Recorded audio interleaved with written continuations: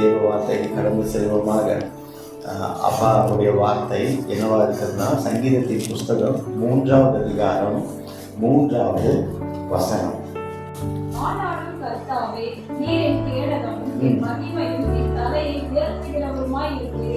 இது சங்கீதக்காரன் எப்போ சொல்றாரு அப்படின்னா, சொந்த மகனால ஆபத்து வந்து உயிருக்கு.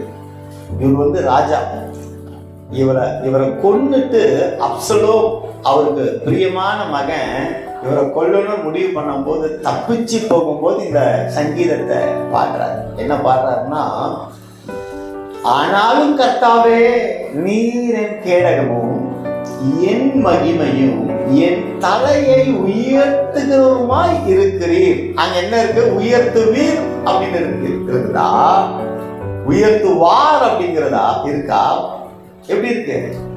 உயர்த்துகிறவருமா இருக்கிறீர் என்பது, அந்த உயர்த்துகிறவருமா இருக்கிறீங்கிற வார்த்தை விசுவாசத்தை குறிக்கிறது. விசுவாசம்.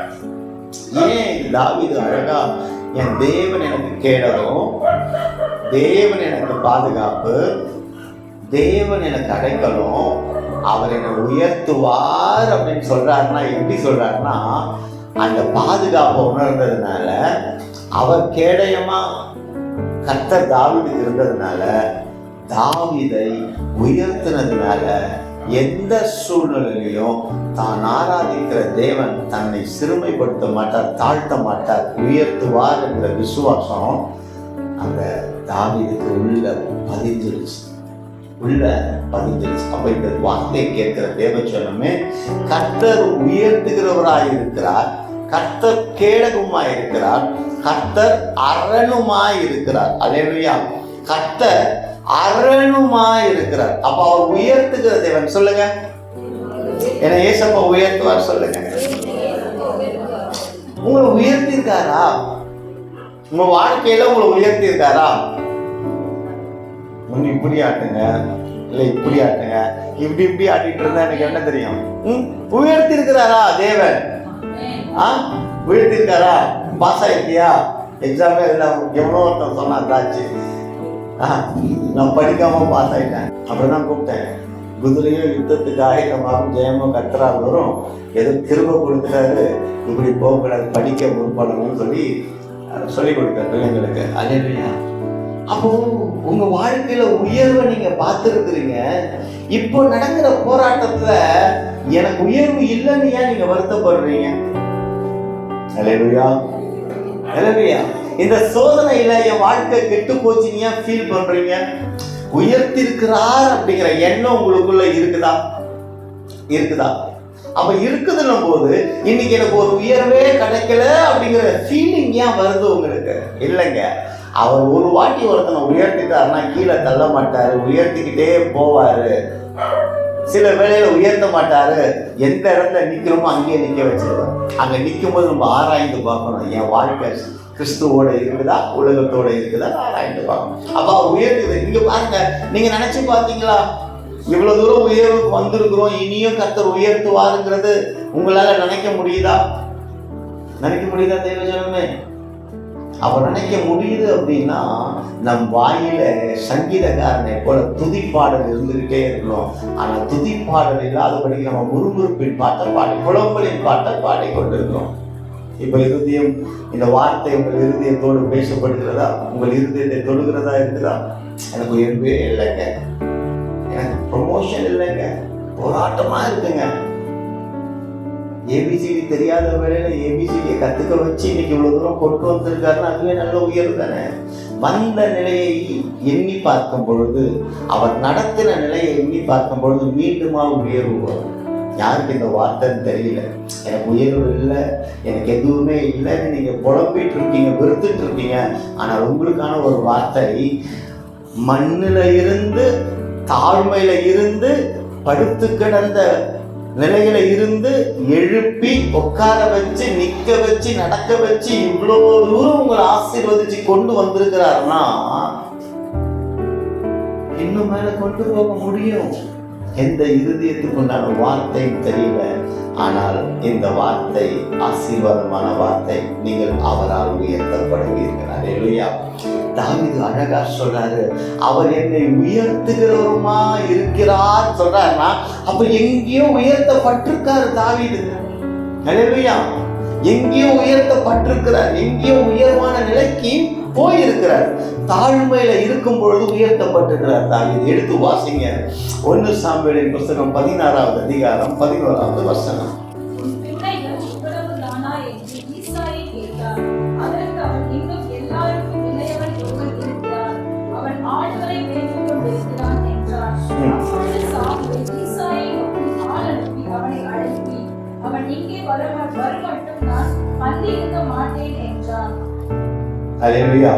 இங்க பாருங்க, சொப்பனத்துல அதாவது ஆண்டவர் சாமுவேலுக்கு வார்த்தை கொடுக்கிறாரு, நான் எனக்கானவனை தெரிந்து கொண்டேன், நீ கிளம்பி போ, அபிஷேகம் பண்ண, இன்னாருடைய இந்த தேசத்துக்கு போ, இன்னாருடைய ஈசாய் வீட்டுக்கு போ, அங்க இருக்கிற ஒருவரையும் அபிஷேகம் பண்ணுன்னு சொல்லிட்டார் கர்த்தர்.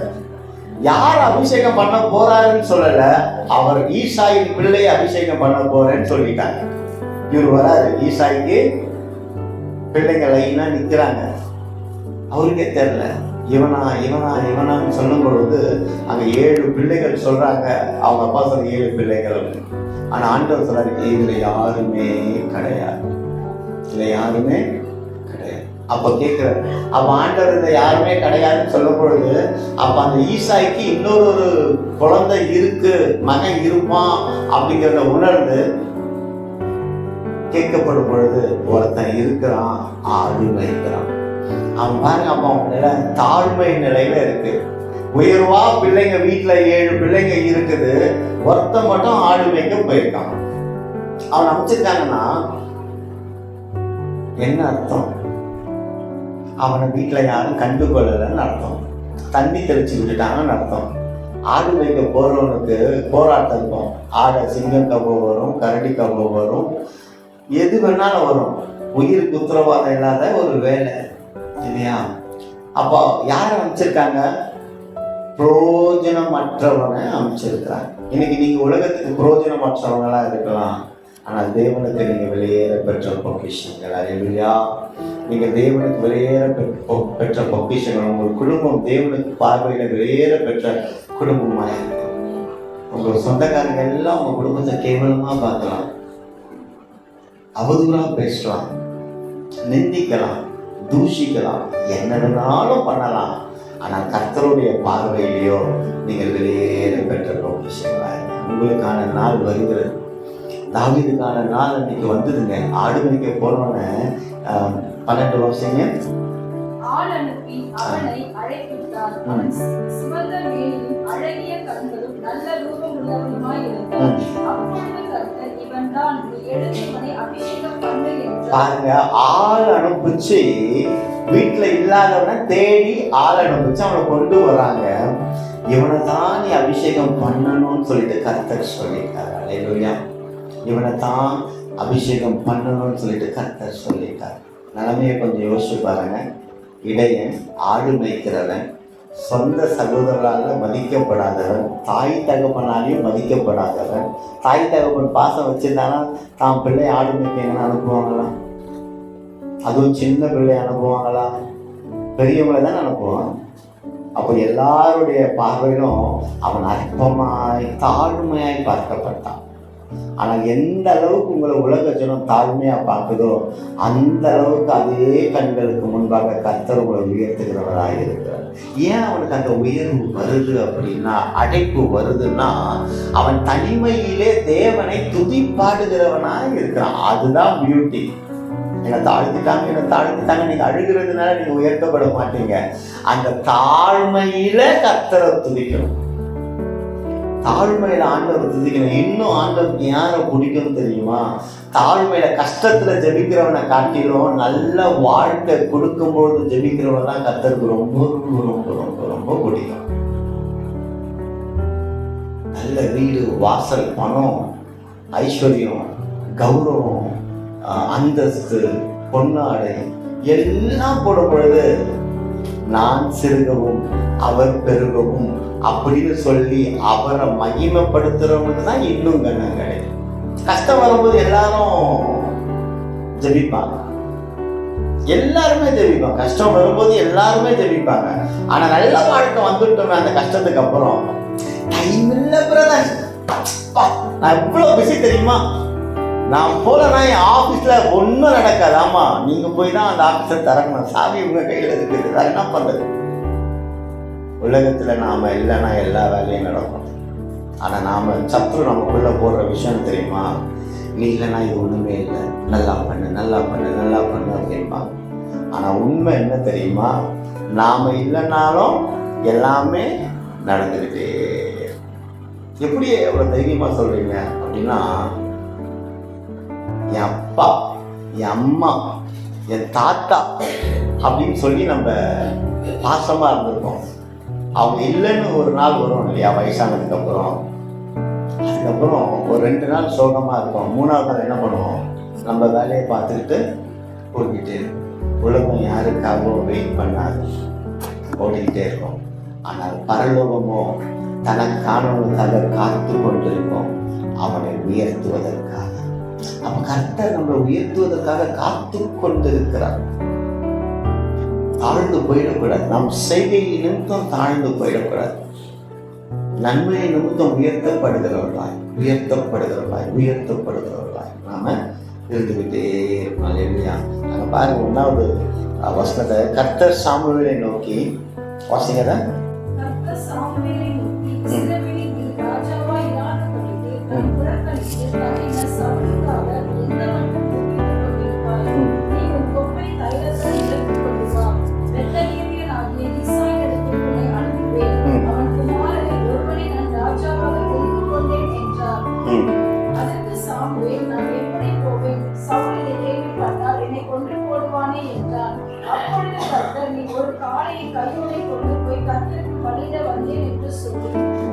ஈசாயை பலியிலிருந்து அழைப்பாயாக. அப்பொழுது நீ செய்ய வேண்டியதை நான் உனக்கு அறிவிப்பேன். பாருங்க, ஆண்டவர் பாருங்க எவ்வளோ ஞானவான்னு சொல்லிட்டு, ஒருவனை ஏற்கனவே தெரிஞ்சு கொண்டார், அவன் பண்ணின பாவத்தை நிமித்தம் ஆண்டவருக்கு அவனை பிடிக்காம போயிடுது, ஓரம் கட்டிட்டு இன்னொருத்தரை தெரிஞ்சு கொள்ள எவனா பெரிய பிரதான தெரிவித்து அனுப்புறாரு. நான் போனால் சவுல் என்னை வெட்டிடுவானேன்னு சொல்லும் போது ஆண்டவர் வந்து வழிமுறைகளை சொல்லித்தரார். இப்படி நடக்கணும், இந்த மாதிரி பண்ணணும், நீ போ அப்படின்னு. அப்ப இன்னைக்கு வாழ்க்கைக்கு வழி தெரியாம இருக்கிற உங்களுக்கு வழிகாட்டியாய் ஒருத்தரை அனுப்புவாருங்க. அந்த வழிகாட்டி உங்கள் வாழ்க்கைக்கு இயேசுங்கிற வெளிச்சத்தை காண்பிக்கிறவராக. ஐயோ, எனக்கு யாரும் இல்லை, என்னை உயர்த்த யாரும் இல்லை, நீங்கள் புலம்பிக் கொண்டிருக்கலாம். என்னை வேலை செலுத்த நான் ரொம்ப கஷ்டப்பட்டு வேலை பார்க்குறேன், என்னை கனவே படுத்த மாட்டேங்கிறாங்க, என்னை எதுவுமே படுத்த மாட்டேங்கிறாங்க அப்படின்னு நீங்கள் ஃபீல் பண்ணீங்கன்னா, உயர்த்துகிறவர் அவராக இருக்கிறார், நம் தேவைகளை அறிந்தவர் அவராக இருக்கிறார். அப்போ நம்ம அவர் உயர்த்த கூடுங்க. தளர்ந்துடாதீங்க, தளர்ந்து போகாதீங்க. தேவஜனமே, தாவீதை உயர்த்துவதற்கு பிரதான தீர்க்கதரிசி அனுப்புறார். அனுப்பிச்சு அழைத்து கொண்டு வாங்கப்பா அப்படிங்கிறார். அழைத்து கொண்டு வரப்பட்டவனுக்கு ஆண்டவர், இவனை தான் நான் தெரிந்து கொண்டேன். அவரோட வெளியில 1000 பேர் இருக்காங்க, உள்ள இப்போ நீங்க இருக்கிறீங்க, சொற்ப கூட்டம் தான், ஆனால் அழைக்கப்பட்டவர்களா இருக்கிறீங்க. அவ்வளவுதாங்க வித்தியாசம். உலக ஜனத்தோடு உங்களை கம்பேர் பண்ணாதீங்க. அவங்கெல்லாம் நல்லா வாழ்றாங்க, நான் கர்த்தரை தேடுறேன், எனக்கு எந்த ஒரு உயர்வும் வரலன்னு நீங்க கம்பேர் பண்ணாதீங்க. உங்களை உயர்த்தக்கூடிய ஒரு நாள் உண்டு, அவர் உங்கள் வாழ்க்கையில வரக்கூடிய ஒரு நாள் உண்டு. உங்களை நிச்சயம் அந்த நாளில வந்து உயர்த்துகிறவராக இருக்கிறார். அல்லேலூயா. சோர்ந்து போகாதீங்க. உங்க பிள்ளைங்களோட உயர்வான வாழ்வு கர்த்தர் கரத்தில் இருக்குது, உங்க கரத்துல இல்லை. நீங்க நினைச்சு அந்த பிள்ளைங்க உங்களுக்கு வரல. இப்படி கண் இருக்கணும், இப்படி மூக்கு இருக்கணும், இப்படி இருக்கணும், அவர் நினைச்சதுனாலதான் அந்த புத்திர ஸ்வீகாரத்தை கொடுத்திருக்கிறார். அப்போ அந்த கொடுத்த பிள்ளைகளுடைய உயர்வு அவர் கரத்துல இருக்கு. பிள்ளைங்களை வளர்க்கக்கூடிய பெற்றோர்களுக்கு சொல்லுகிறேன், உங்க பிள்ளைக்கு என்னவாக வேண்டும் என்கிற விருப்பம் உங்களுக்கு இருக்கு இல்லையா? இருக்கா இல்லையா? எல்லா பேரண்ட்ஸும் இருக்கா? அதை விட ஒன்று சொல்றேன், கேட்டுக்குங்க. என் பிள்ளை என்ன ஆகணுமோ அதுவாகவே உங்க விருப்பத்தின்படி ஆகட்டும் சொல்லி கர்த்தர் கையில உங்க பிள்ளைகளுடைய உங்க விருப்பத்தையும் பிள்ளைகளுடைய விருப்பத்தையும் கர்த்தர் கையில கொடுத்து பாருங்க. கர்த்தர் நன்மையானதை செய்கிறவரா. பெஸ்டா வரும். நம்ம சின்ன வயசுலேருந்தே பிள்ளைங்களுக்கு சாப்பிட்றப்ப நீ டாக்டர் ஆகணும்னு எல்கேஜியில் சாப்பாடு ஊட்டும்போது சொல்லுவோம், யூகேஜியில் சொல்லுவோம் நீ போலீஸ் ஆகணும்னு சாப்பாடு ஊட்டுவோம், ஃபஸ்ட் ஸ்டாண்டர்ட் படிக்கும்போது சொல்லுவோம் நீ இன்ஜினியர் ஆகணும்னு ஊட்டுவோம், 10th ஸ்டாண்டர்ட் வரும்போது பாஸ் ஆனா போதும்னு சொல்லிட்டோம். இதுதான் நம்மளே நம்மளுடைய என்ன சொல்றது எதிர்பார்ப்பை நிலைச்சி நிற்கலன்னும் போது அந்த பிள்ளைக்கு என்ன தெரியும், அம்மா எல்கேஜியில் என்ன டாக்டர் ஆகணும்னு சொன்னாங்களே, ஃபஸ்ட் ஸ்டாண்டர்டில் போலீஸ் ஆகணும்னு சொன்னாங்களே, 3rd ஸ்டாண்டர்டில் டீச்சர் ஆகணும்னு சொன்னாங்களே, 10th ஸ்டாண்டர்ட் நீ பாஸ் ஆனால் போதும்னு சொல்கிறாங்களே. இதுதான் மனுஷன் உயர்வு. இவ்வளோதான் அற்பமானது. மனுஷன் உயர்த்திக்கணும்னு நினைக்கும் போது, ஆனால் தேவன் உயர்த்தணும்னு நினைக்கும் எப்படி தெரியுமா, உதவாக்கரையாக இருந்த என்னை அவர் உயர்த்திருக்கிறார் அப்படின்னா, நீங்களாம் பிரில்லியண்ட்டாக இருக்கிறவங்க உங்களை உயர்த்துவார். அல்லேலூயா. உதவாத களிமண்ணை தான் குயவன் எடுத்து பாத்திரமா உடையினார்.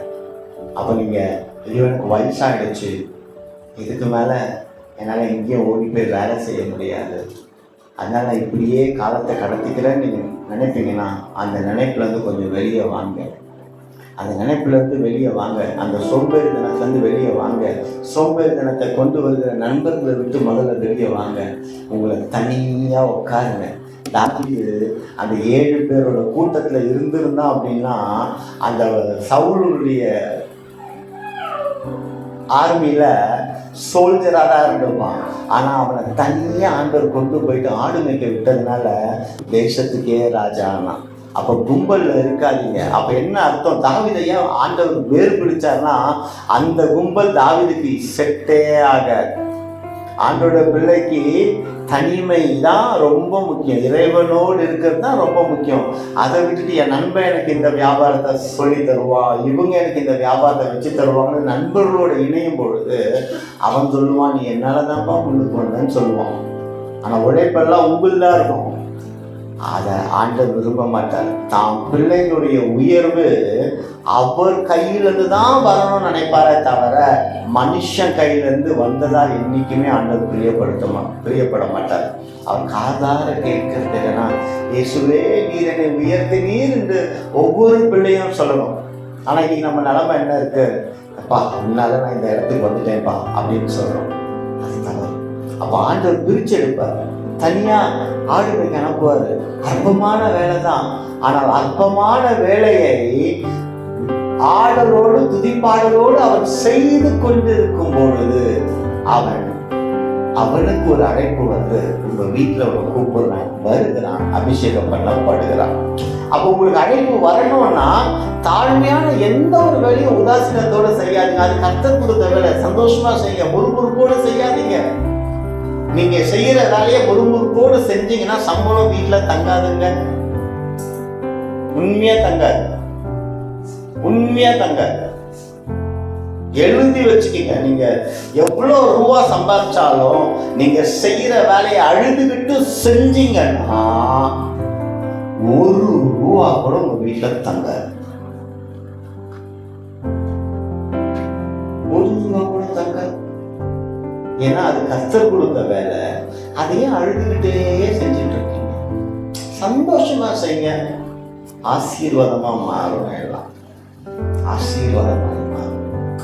அப்ப அந்த சந்தோஷம் சரீரம் கர்த்தர் கொடுத்தது. அந்த சரீரத்தில் இருக்கிற உபாதைகளை என்ன செய்யுங்க, சரீரத்தை கடிந்து கொள்ளுகிறீங்க இல்லை, கர்த்தர் சரீரத்தை கொடுத்துருக்கிறார், ஆவியை கொடுத்துருக்கிறார், ஆத்மா கொடுத்துருக்கிறார். அந்த வியாதி ஏதோ வந்துடுச்சு வயது நிமித்தம், அந்த வியாதியிலிருந்து விடுதலை கொடுக்கக்கூடிய ஒருத்தர் இருக்கிறார். சொல்லிட்டு போகாது. அப்ப இன்னைக்கு கர்த்தர் நம்மை பார்த்து சொல்லக்கூடிய காரியம்னா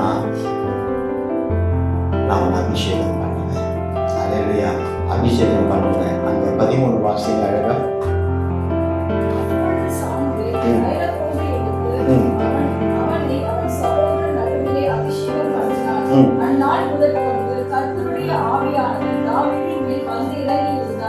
போதுங்க. அபிஷேகம் பண்ணின உடனேயே அவனுக்குள்ள கர்த்தருடைய அபிஷேகம் வந்துச்சு.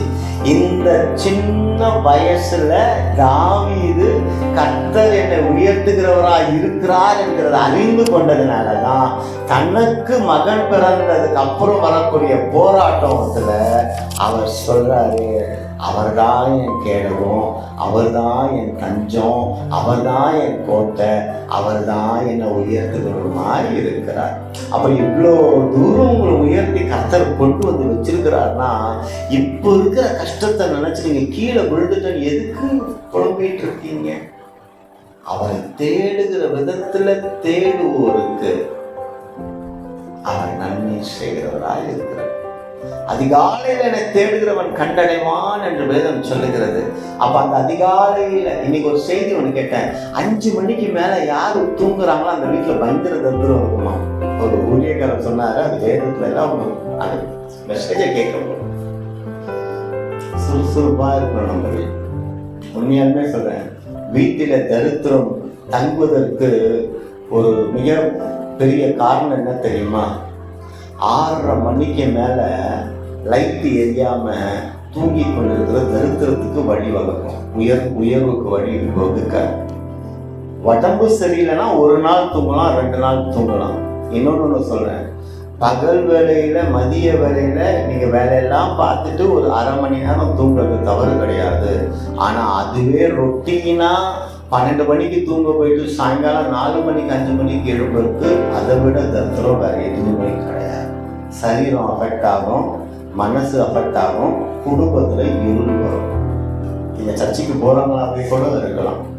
ஆண்டவர் அதற்காக நம்மள இலைப்பாறுதல் நாள்னு ஒன்று கொடுத்துருக்குறாரு. சண்டே சபைக்கு வந்துட்டு வீட்டுல சாப்பிட்டு குடும்பத்தோட தூங்கும். அன்னைக்குதான் நம்ம ஊர் சுத்த போவோம், இல்லை அன்னைக்குதான் ஜாலியா போவோம், அன்னைக்குதான் ஐயா அது ஓய்வுன்னாங்க. அங்க நல்லா உங்க வீடுகள்ல நீங்க ஒரு வேளை 9 மணிக்கு மேல எந்திருக்கிறீங்கன்னா நான் கையெடுத்து கும்பிடுவோம். சகோதரனா கேட்கிறேன், 9 மணிக்கு மேல சரீர சுகவீனம் இருக்கிறவங்க மட்டும் தூங்குங்க. மற்றவங்க எல்லாம் நான் நைட்டு லேட்டா வேலை பார்த்தேன், லேட்டா தூங்கினேன், லேட்டா வந்தேன் அப்படின்னு சொல்லிட்டு 9 மணிக்கோ 10 மணிக்கோ தயவு செய்து எந்திருக்காதீங்க. ஆசீர்வாதத்தை நீங்க எடுத்துக்கொள்ளாதீங்க, ஆசீர்வாதத்தை எடுத்துக்கொள்ளாதீங்க. ஆண்டவர் உயர்வுக்கு உண்டான வழிகளை காமிக்கும் பொழுது அந்த வழிகளை நம்ம கடந்து போகணும், வழிகளை கடந்து போகணும். மதியானம் ஸ்திரீகள் இருக்கிறீங்க, ஒரு வேலை பார்க்குறீங்க, ஒரு சின்ன டயர்டோட இலைப்பாறுதல் பண்ணலாம். ஒரு 2 மணிக்கு படுத்துட்டு ஒரு 3 மணி 4 மணி பிள்ளைங்க வரத்துக்குள்ளேயே நம்ம எந்திரிச்சு அடுத்த வேலைக்கு போயிடலாம். சில பேர்லாம் இருப்பாங்க 6 மணி சாயங்காலம் 7 மணிக்கு டயர்டுன்னு சொல்லுவோம். இல்லை அப்படிலாம் தூங்கவே கூடாது.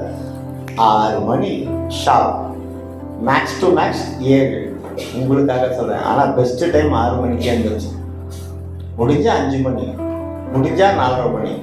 4:30 மணிக்கெல்லாம் எந்திரிக்கிறவங்க அவ்வளோ அறிவாளியா இருப்பாங்க, உலகத்தை ஜெயிக்கிறவங்களா இருப்பாங்க. உண்மையா பைபிள் சொல்லுது, உலக புத்தகங்களும் அதுதான் சொல்லுது. ஆனா நம்ம துரதிருஷ்டம் 4 மணிக்கு தான் தூங்கவே போறோம். அப்புறம் எப்படி உயர்வு வரும் இல்லையா? ஒரு நல்ல உயர்வுக்கு போனோம்னா நம்ம குடும்பம் ஒரு டிசிப்ளின்ல இருக்கும். இன்னைக்கு ஒரு தீர்மானத்தோட குடும்ப ஜெபம் பண்ணி எப்படின்னா, நம்ம வீட்டுல இருக்க எல்லாரும் 6 மணிக்கு எந்திரிச்சிடணும். மதியானம் லைட்டா தூங்குறீங்கன்னா 2ல இருந்து ஒரு 3 வரைக்கும் தூங்கலாம். அது 2ல இருந்து 6 ஆகக்கூடாது, 2ல இருந்து 7 ஆகக்கூடாது, 7ல இருந்து 8 ஆகக்கூடாது, அப்படிலாம் இருக்கக்கூடாது. அதுதான் நல்லதே கிடையாது. நம் குடும்பத்தை உயர்த்துகிறவரா கர்த்தர் இருக்கிறார். இல்லையா?